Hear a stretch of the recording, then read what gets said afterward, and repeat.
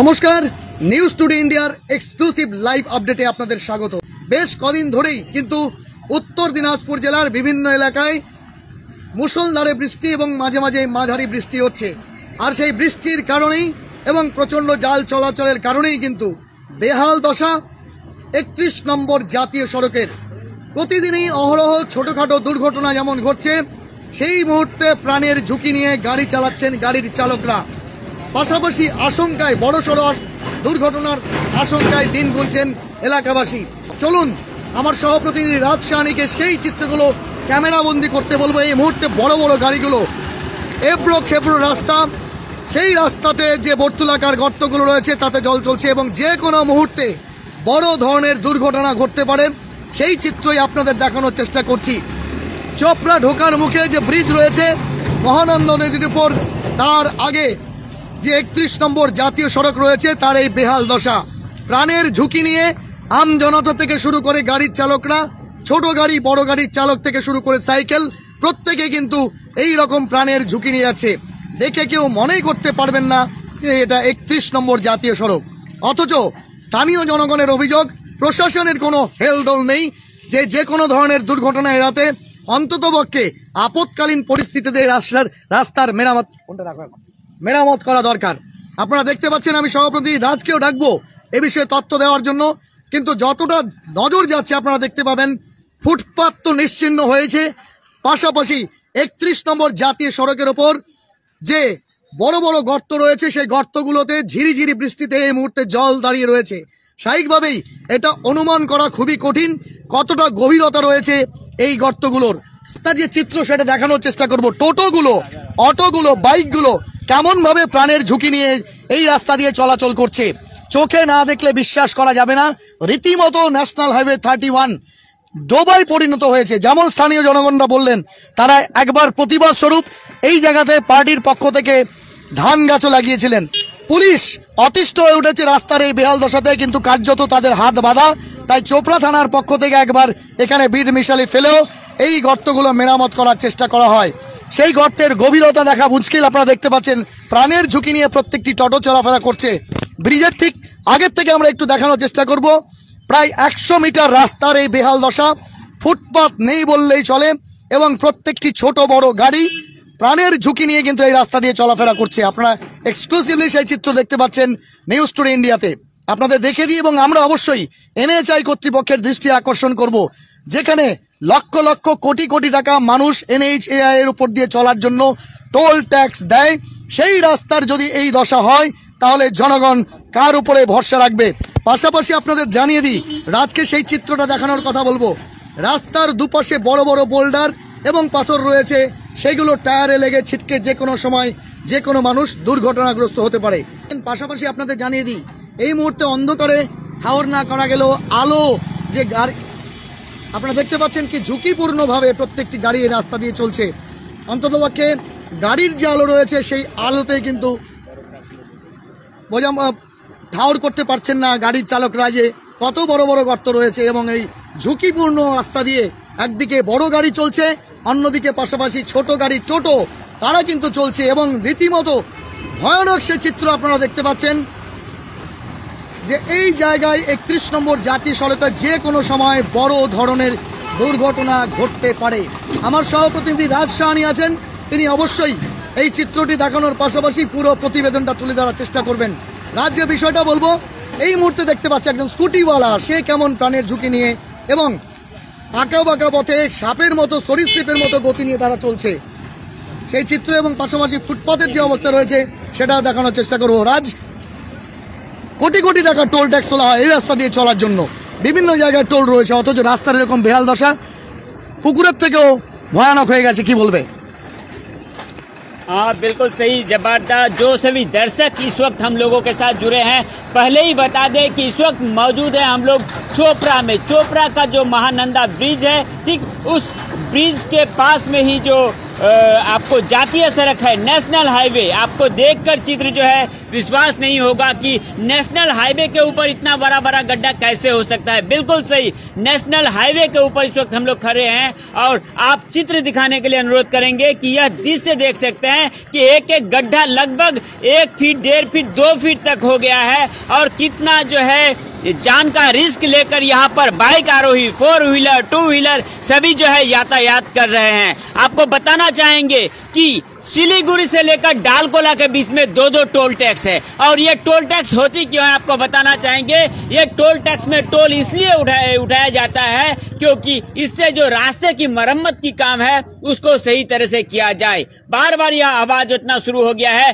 कि हम लोग लगातार टोल टैक्स दे रहे हैं। विधाननगर यानी कि घोषपुकुर में टोल टैक्स दे रहे हैं, असुरागढ़, चाकुलिया में टोल टैक्स दे रहे हैं, उसके बावजूद इस जातीय सड़क का काम क्यों नहीं हो रहा है? क्योंकि टोल टैक्स लिया ही जाता है जातीय सड़क के ऊपर जो रिपेयरिंग का काम है, खास करके उस सब कामों को करने के लिए। और यह चित्र देख सकते हैं जैसा स्थानीय निवासी बता रहे हैं, यह जिससे 2 दिन, 4 दिन या 10 दिन का नहीं है बल्कि पिछले 2-3 महीने का दृश्य है, जहां पर काफी रिस्की से जो है आम जनता, साधारण व्यक्ति जो है यातायात कर रहे हैं और काफी रिस्क में जो है किसी भी वक्त जो है एक्सीडेंट हो सकता है। और जैसा स्थानीय निवासी बता रहे हैं कि लगातार एक्सीडेंट की घटना भी यहाँ पर घट रही है।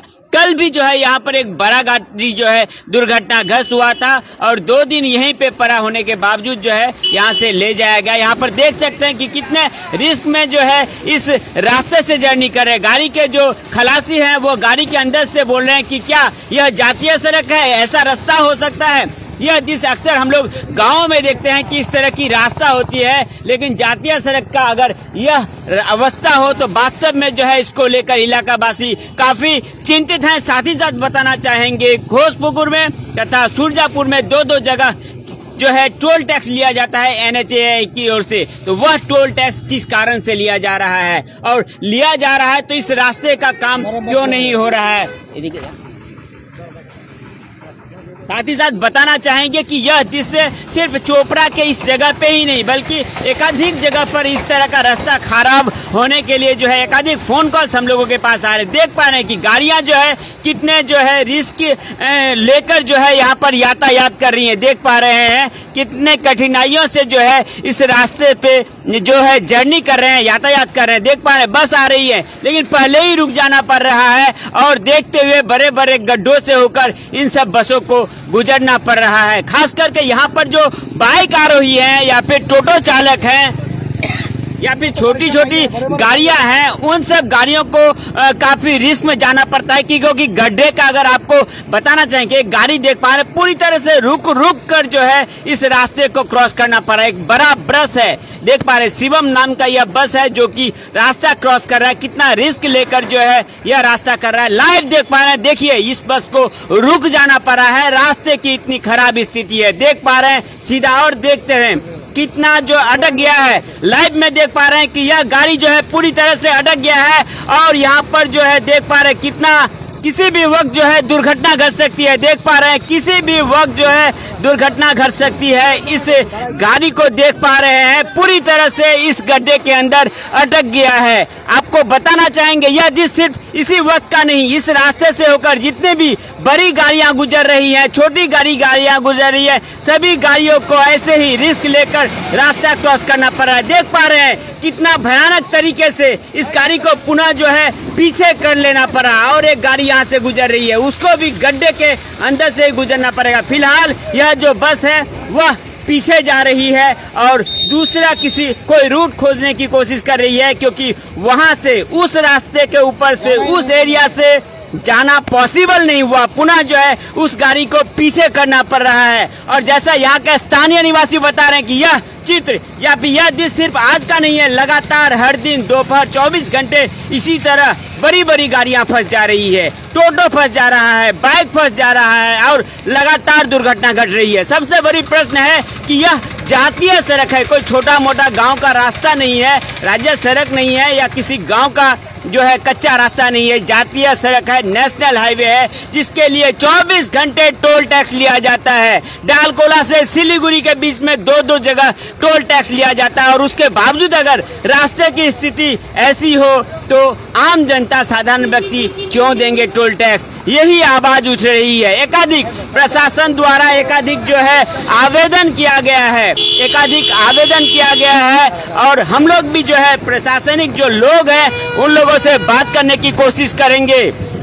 हालांकि जो सभापति है चोपड़ा ग्राम पंचायत के पंचायत समिति के जो सभापति हैं उनसे हम लोगों ने बात करने की कोशिश की। वह जो है आवेदन किए हैं, एकाधिक अधिकारी के पास जो है आवेदन किए हैं इस रास्ते को समस्या को लेकर, लेकिन फिर भी जो है समस्या का समाधान नहीं हो रहा है। पुनः मैं जब्बारदा को बुलाना चाहूंगा और देख पा रहे हैं एक बस को यह जगह क्रॉस करने में लगभग 5 से 10 मिनट लग जा रहा है और यही दृश्य देख पा रहे हैं। एक बस के पीछे और एक गाड़ी है, उस गाड़ी को भी जो है काफी रिस्क लेकर इस रास्ते को क्रॉस करना पड़ रहा है। और ये जातीय सड़क है, यहाँ पर सिर्फ छोटी छोटी बसें, बड़ी बसें ही नहीं चलती है बल्कि बड़ी बड़ी ट्रकें भी चलती हैं, जहाँ पर काफी लोडेड सामान, कीमती सामान जो है इस रास्ते से होकर गुजरती है। जब्बारदा, आपके पास क्या अपडेट है? सबसे बड़ी बात NHI का तो दायित्व है कि इस रास्ते को ठीक करे, लेकिन NHI तक क्या आवाज जा रही है? किनका दायित्व है? किस तरह से NHI के पास आवाज उठाया जाए? साथ ही साथ दो टोल टैक्स दे रहे हैं, घोषपुकुर में टोल टैक्स और चाकुलिया के जो असुरागढ़ इलाका है वहां पर भी टोल टैक्स दे रहे हैं। उसके बावजूद रास्ते का रिपेयरिंग का काम क्यों नहीं हो रहा? आपके पास क्या तथ्य है? দেখো না, যে বিষয়টা বলবো তুমি দেখতে পাচ্ছ রীতিমতো ফুটপাত এখানে কিন্তু ধুলিস্যাৎ হয়ে গেছে, বলা চলে যে একদম আম জনতার সঙ্গে কথা বলবো। কিন্তু তার আগে তুমি দেখতে পাচ্ছ যে মাল বোঝাই গাড়িগুলো, যেটা তুমি বললে শিলিগুড়ি থেকে অহরহ এই রাস্তা দিয়ে ইসলামপুর, কিষানগঞ্জ, রায়গঞ্জ যাওয়া আসা করে, কিন্তু সেই লোডেড গাড়িগুলোর কি দুর্গতি হতে পারে, যে কোনো সময় দুর্ঘটনা হতে পারে।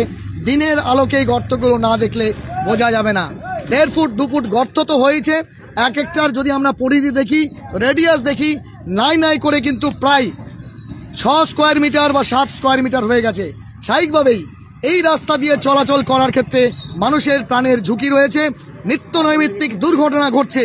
এবং মানুষ যেটা বলেছেন যে এই এলাকাতে 6 মাস আগে ইন্সপেকশন করা হয়েছিল, 6 মাস আগে থেকে রাস্তার বেহাল অবস্থা, কিন্তু তারপর বর্ষা হওয়ার কারণে, বলা যেতে পারে যে অসময়ের বর্ষা হওয়ার কারণে এই রাস্তা কিন্তু আরও বেশি বিপজ্জনক হয়ে উঠেছে। রীতিমতো রাস্তা দেখে তোমার বোঝার উপায় নেই, যেটা 31 নম্বর জাতীয় সড়ক। এই মুহূর্তে দেখতে পাচ্ছেন অ্যাম্বুলেন্স এমার্জেন্সি পরিষেবার রোগী নিয়ে এই মুহূর্তে কেমন বিপদসংকুল পরিস্থিতিতে যাচ্ছে আপনারা সেটা উপলব্ধি করতে পারবেন। এক্সক্লুসিভলি এই চিত্র আমরা দেখাচ্ছি নিউজ টুডে ইন্ডিয়াতে।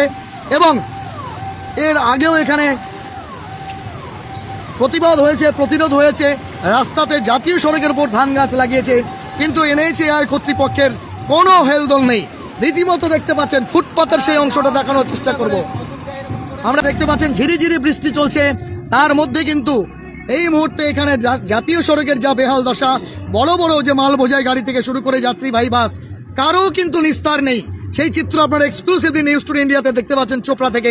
আমি জব্বর আলী আমার সহপ্রতিনিধি রাজ সাহানির সঙ্গে রয়েছি। দেখে বোঝার উপায় নেই যে এটা 31 নম্বর জাতীয় সড়ক।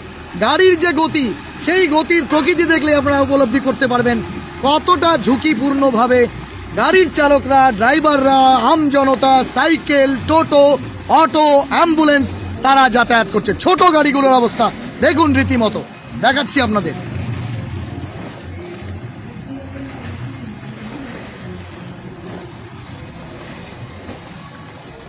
আপনারা দেখতে পাচ্ছেন, নিশ্চয়ই জানে হচ্ছে মায়েদের নিয়ে যাওয়া হয়, তাদের গর্ভের সন্তান প্রসব করবার জন্য নিকটস্থ যে নার্সিংহোম বা চিকিৎসা প্রতিষ্ঠান সেখানে নিয়ে যাওয়া হয়। তাদের কেমন পরিস্থিতির মধ্যে দিয়ে যেতে হচ্ছে, এবং যে কোনো সময় গাড়ি পাল্টি খেয়ে উল্টে গিয়ে যদি রাস্তা ব্লক হয়ে যায়, তাহলে একমাত্র ইসলামপুর টু শিলিগুড়ি যে রুট আছে, যে রাস্তা আছে, সেই লেন ব্যবহার করা ছাড়া বিকল্প কোনো রাস্তা নেই। সেখানে কিন্তু অবশ্যই তাদেরকে ডাইভারশন করে দিতে হবে সমস্ত গাড়িকে। আপনারা দেখতে পাচ্ছেন এই মুহূর্তে বড় গাড়িগুলোর পাশাপাশি একটি গ্যাসের গাড়ি যাচ্ছে, সেখানে কি অবস্থা রয়েছে আপনারা দেখতে পাচ্ছেন। আমরা এই বিষয়টা দেখানোর চেষ্টা করব। কোনো সরকারকে কালিমালিপ্ত করবার দুঃসাহস আমাদের নেই, বরং আমরা সেই চিত্রটা দেখানোর চেষ্টা করব, অন্ততপক্ষে সেই ডেপথটা দেখানোর চেষ্টা করব। আমি এই মুহূর্তে যে বিষয়টা আপনাদের দেখানোর চেষ্টা করব, কতটা ডেপথ রয়েছে, আমি রাজকে বলবো অন্ততপক্ষে সেই বিষয়টা দেখানোর জন্য। কতটা ডিপ রয়েছে গর্ত সেটা দেখানোর কথা কিন্তু বলবো। আমি নেমে দেখলেই আপনারা বুঝতে পারবেন যে মোটামুটি হাঁটু জল দাঁড়িয়ে রয়েছে সেই চিত্রটা আপনাদের দেখানোর চেষ্টা করব। এবং এই হাঁটু জল দাঁড়িয়ে রয়েছে, এটা জাতীয় সড়কের যে উপরের স্তর রয়েছে সেটা অবধি আপনাদের সেই চিত্রটা আমি দেখানোর চেষ্টা করব। এবং 31 নম্বর জাতীয় সড়কের এমন হাল হতে পারে সংস্কারের অভাবে, সেটা কিন্তু অনেকে ঠাওর করতে পারেননি, উপলব্ধি করতে পারেননি। আমরা দেখাবো সেই চিত্র আপনাদেরকে। 31 নম্বর জাতীয় সড়কের কি বেহাল দশা রয়েছে, ছোট গাড়িগুলো কিভাবে চলছে সেটা আপনারা দেখবেন। এবং কেমন প্রাণের ঝুঁকি নিয়ে বাইক থেকে শুরু করে ফোর হুইলার সেগুলো সর্পিল গতিতে, সাপের গতিতে চলছে। যে কোনো সময় বড় ধরনের দুর্ঘটনা ঘটতে পারে, এমনটা কিন্তু আমরা আশঙ্কা করছি। স্থানীয় জনগণ আশঙ্কা করছেন যে কোনো সময় বড় গর্তে গাড়িগুলো নেমে গিয়ে বড় ধরনের দুর্ঘটনা ঘটতে পারে।